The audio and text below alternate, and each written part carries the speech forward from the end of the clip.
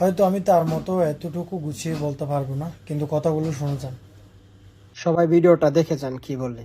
৭১-এর সবচেয়ে আলোচিত দুজন মহানায়কের মধ্যে পার্থক্য কি জানেন? ৭৫-এ একজন শেখ মুজিবের জানাজায় মানুষ খুঁজে পাওয়া যায় নাই। ৮১-তে আরেকজন জিয়াউর রহমানের জানাজা ইতিহাস তৈরি করেছিল। এরা দুজনই বাংলাদেশের শক্তিশালী রাষ্ট্রপতি ছিলেন। এদিকে বাংলাদেশের ইতিহাসে দুজন প্রধানমন্ত্রী ছিলেন। একজন শেখ হাসিনা, যার প্রতি দেশের ম্যাক্সিমাম মানুষের চরম ঘৃণা। হয়তো শেষ জানাজা দেশের মাটিতেই হবে না। আরেকজন খালেদা জিয়া, শেষ বিদায় পেলেন মানুষের ভালোবাসা। শেখ মুজিব ৭১-এর আগে দেশের মহানায়ক ছিল, অস্বীকার করার কোনো চান্স নাই। কিন্তু ক্ষমতার লোভে পড়ে বাকশাল গঠন করে মানুষের বিশ্বাস আর ভালোবাসা দুটোই হারালেন। ক্ষমতার লোভে কিংবা ক্ষোভে একটা চক্র শেখ মুজিবকে হত্যা করে। শেখ হাসিনা বাংলাদেশের সবচেয়ে বেশি উন্নয়ন করেছে, কিন্তু স্বৈরাচারী আচরণ, গুম খুন, অতিরিক্ত অহংকার আর বাড়াবাড়ির কারণেই এদেশের মানুষের ঘৃণায় ভাসছে। এত অর্জন কোনো কাজে আসছে না, শুধুমাত্র ক্ষমতার লোভের কারণে। জিয়াউর রহমান প্রেসিডেন্ট ছিলেন। ইতিহাস থেকে জানা যায় তিনি কোনো দেশের গোলামি করতেন না, বাংলাদেশের মানুষের জন্য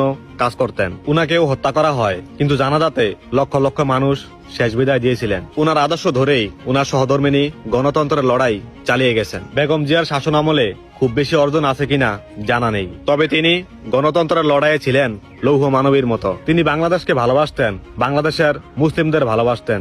স্পেসিফিক কোন দেশের গোলামি করতেন না, মানে বাংলাদেশপন্থী রাজনীতিবিদ ছিলেন। তিনি বলেছিলেন, এই দেশ আর মাটি ছাড়া আমার অন্য কোনো ঠিকানা নাই।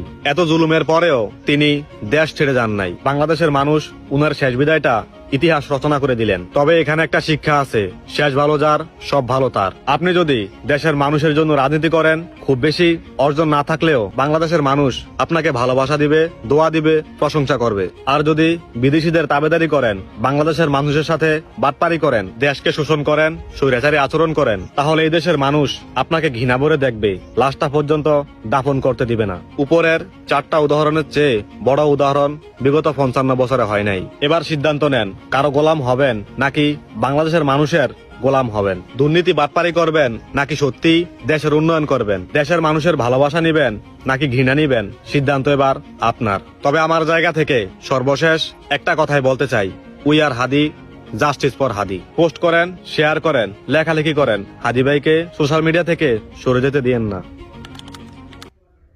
ভিডিওটা যদি ভালো লেগে থাকে অবশ্যই শেয়ার করে দিবেন।